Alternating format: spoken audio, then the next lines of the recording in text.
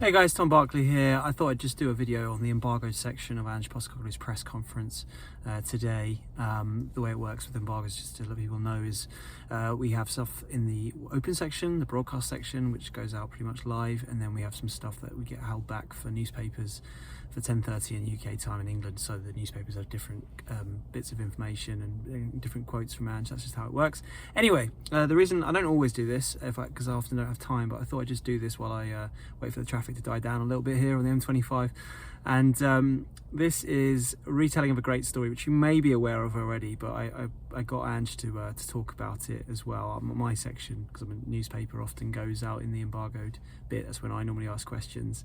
And Ange has obviously got some fantastic stories, a really sort of interesting career to get to where he has. And I do feel generally he's less of the mind of doing sort of regaling old tales of his weird and wonderful sort of route to the Premier League these days. But I felt like it was fitting to go back to this one. I was kind of hoping he would talk a bit about it. Anyway, the one I'm talking about in question is a game he played for with South Melbourne, not played for, he was the manager, in the Club World Cup. That's Mikey Child right there. In the Club World Championship, as it was called back then, the inaugural Club World Championship qualifiers to reach the Club World Championship, which they played in. Remembered here in England because Man United, Sir Alex Ferguson's treble-winning side, played in it in Brazil. They actually ducked out of the FA Cup to play in it that year, which was very controversial over here in England. And South Melbourne, I think most English football fans wouldn't have remembered South Melbourne with respect to Aussie fans that they played Man United, but they certainly remember United in that tournament. The controversy surrounding them ducking out the FA Cup, as I mentioned, and the fact that they sort of crashed out. I think Beckham got sent off as well, and it was a bit of a disaster from their point of view. But anyway, Ange's South Melbourne were also involved in it, but the story that I'm about to tell was from the qualifiers to get there. And the reason I mention it is because he's been asked about this pitch and the facilities that that's Tottenham will encounter at Tamworth on Sunday, which are pretty, as I say, rudimentary, a plastic 3G pitch, which is not in the great condition. But Ange, I know for a fact from reading about his backstory, has dealt with more difficult ones, including this pitch that he played in Fiji in this qualifier, this final, to reach this Club World Championship. Now, Ange, the way he told the story today, if you see the press conference quotes, he talks about a Solomon Islands team. Looking through it, we think he may have got that slightly wrong, but maybe you guys who followed his story right from the beginning might correct us. But we seem to think they played a Solomon Islands team called Mahalati United, I think it was, in the group, but I think back in Melbourne. And then they went through to the sort of semis and finals in Fiji, and we think it's the final against a team called Nadi, who are a Fijian side, a local side. Anyway, the amazing thing about this game and the pitch in particular is because the pitch was covered in toads, or frogs. I'm not sure it was frogs. Today Ange called them toads. That is apparently quite a common thing in Fiji, I guess because of the climate, the rain perhaps. I'm not sure, I haven't been there personally. Maybe people who are over there would be more aware of it, but it's pretty rare that you hear particularly a Premier League manager talking about a pitch that he once had to manage on, which was covered in toads, and he had to move all the toads before playing this game.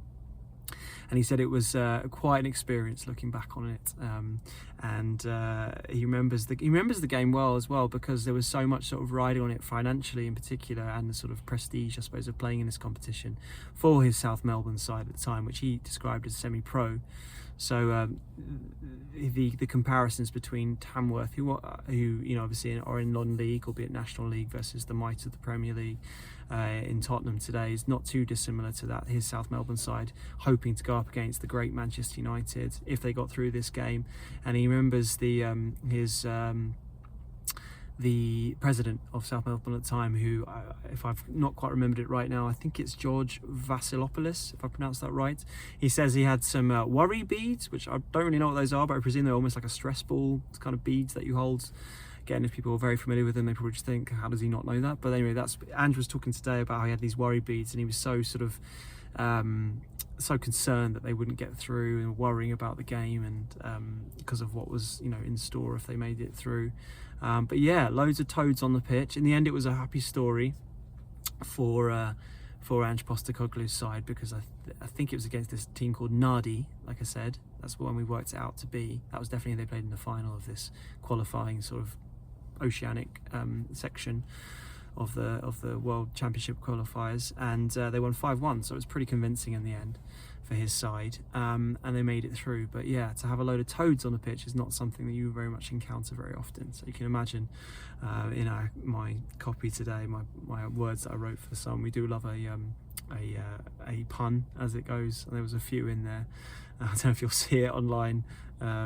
Yeah, maybe some more embarrassing than others. Definitely hoping there's FA Cup hopes won't croak at Tamworth. There was one of them, but yeah, had a bit of fun with that. But anyway, a good fun story. And then he went on to talk about making it to the World Championships, where they played Man United, and they ended up losing 2-0 to Man United in that tournament. But that was definitely on par, I suppose, given the likes of Beckham and Giggs and Keane and Andy Cole and all these top players that United had out, and they just won the treble, remember, earlier in 1999. The tournament itself was, I think, in 2000, but the qualifiers for South Melbourne were in 1999 when they went to Fiji. But United obviously famously won the Champions League and the FA Cup and the Premier League the previous season to qualify for this tournament. And he talked about how his players, like I say, were semi-pro, but it was the game of their lives. And they really put on a brilliant performance. Yes, they lost, but they gained a lot of credit from it, and really impressed against the great Sir Alex Ferguson's Man United side. And he used the comparison of Tamworth. It's probably a similar situation. They're in the 5th tier. They've got to play a lot of players. I think some of them are. I think some of them may well be semi-pro players that do have jobs. In fact, I was told, because I haven't properly read this through, but I believe my colleague who interviewed one of them, who is a zipper salesman or zipper creator, on trousers, and was nicknamed Lord of the Flies, which was very, very amusing, I thought. But that's often what you get when you play players in clubs further down the food chain, particularly into the non-league, where people have, and I find them fascinating, I've interviewed so many of them over the years, people who have jobs as well as training really hard, not to be disrespected, of course, because they're there on merit. They beat Huddersfield in the last round. This is, as I said before in the previous video off the open section, a potential banana skin, and that was the point that Andrew was reiterating. His South Melbourne side against United were playing the game of their lives, and they really ran them close in a way, because they were so motivated. He also said that it absolutely killed their season domestically, because as soon as they qualified or knew that qualifying was on, the players just didn't want to get injured and was sort of lost interest in their league, which he described as a disaster. And he has noticed that Tamworth, who are 16th in the National League, they've had a few defeats of late, so he's sort of inferring that maybe something similar is going on with this huge game against Spurs, which will be the match of their lives. So it'll be fascinating to see what happens. Just from the embargo section, there was a little bit more actually on team selection. He was asked outright by my good friend Matt Barlow of the Daily Mail whose goalkeeper he was going to pick in goal. And Ange at first sort of laughed and said, "I'm not going to tell you, because it's quite rare we're going to do that." I mean, it's funny when you go abroad and you hear journalists basically essentially just asking the manager to give them the team selection, which is never going to happen. So it seems like a wasted question, but maybe this one felt like so cheekily sort of asked and kind of funny that Ange actually said, well, but I can tell you that Kinsky will start. So Antonin Kinsky is going to start. Ange made the point that not only was he obviously very good against Liverpool and he's a new player and needs to adapt to surroundings, but actually the Czech league closed down in December, so it's actually been 3 weeks, or at least 3 weeks prior to the Liverpool game, since he had a competitive fixture. So he is short of match fitness effectively, albeit as a goalkeeper, but match sharpness. So he's going to start him here. And I went through the team that I thought it would be in the last video, so that was interesting. And just one final point that I didn't do in the first video that I just want to add. I guess it's reasons to be cheerful. It's much easier for Spurs fans to be after that Liverpool win anyway, but given how badly it's going in the league and how there were criticisms about the transfer policy in the summer, whether they invested too much in youth, and I still think some of that could be fair. Maybe there's a lack of experience at times which has contributed to the poor league form, compounded and probably mainly sparked by the crippling injury list, and how Ange perhaps hasn't adapted to that. Depends on your perspective on that. But when you look at the ages of these players that are playing now, it is really, really exciting for Spurs. I mean, let's just go through it. A starting 11, you could pick Kinsky, 21.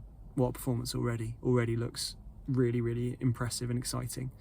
Right back, Porro's only 25, but let's go with Spence, 24. And yes, he's had a bit of a strange career so far, lack of game time. But in the last few months, I've neglected to sort of go on about him. He's had such a few months, last month or so, really impressive against Liverpool. Kept Salah so quiet, playing out of position at left back.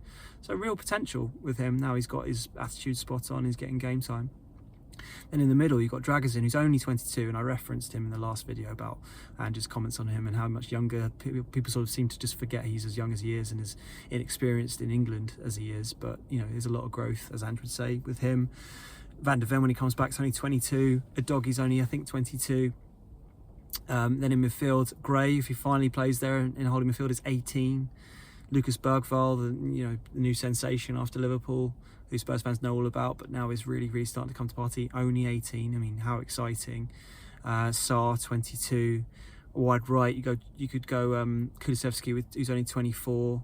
Left, you go Mikey Moore, who's only 17. You've got Brennan Johnson, who's 22. And Solanke, yes, he's 27, but it's not just about the ages. It's about the sort of where they are at in their careers. And Solanke feels like a player he's got so much to prove after it didn't quite work out at Chelsea and Liverpool, and so hungry. And in Bournemouth, rebuilding his career, but now he's back in the big time at a club like Tottenham, and I think he's playing brilliantly at the moment. I expect him to be rested, maybe on the bench, and needed if it all goes a bit pear-shaped against Tamworth, because he surely needs a break, and Ange's talked about that recently. And they've got Arsenal obviously on Wednesday, but he's just brilliant. I mean, I thought he had such a good performance against Liverpool after another brilliant performance against Newcastle. Really top signing. He looks worth the money, I have to say. And at 27, with his fitness record, that could seem relatively young. He could still be doing this, going just as hard in a few years and growing as this other team grows. And that's before you mention other youngsters who yet to really sort of sparkle. Maybe a loan might kick that into gear. I'm thinking someone like Will Lancashire, obviously scored against Galatasaray. If he gets a loan second half of the season and does well, he could come back into the fray. Obviously there are other players they could be signing, and there are more we could mention. So there's lots to be excited about. And it was one final line actually in Ange's post-match press conference after Liverpool, which kind of got overlooked because he had that VAR rant, and Liverpool's sort of the Bergvall situation kind of dominated the headlines. But he said, I think the quote was something like, he prays to God that he is the beneficiary in a few years' time of all these young players, going through this time of adversity, and the growth, as he says, gets through all this. And come through the other side as really exciting young players. I might do more of a video maybe in the week on this, because it feels like a bigger topic that's quite exciting about the ages. But I just want to talk about it here because I think it's something that's really exciting at the moment and gives a lot of reason for optimism for Spurs fans ahead of what, as I said, is a banana skin against Tamworth, but one you would expect them to win. So let's see. Cheers, guys.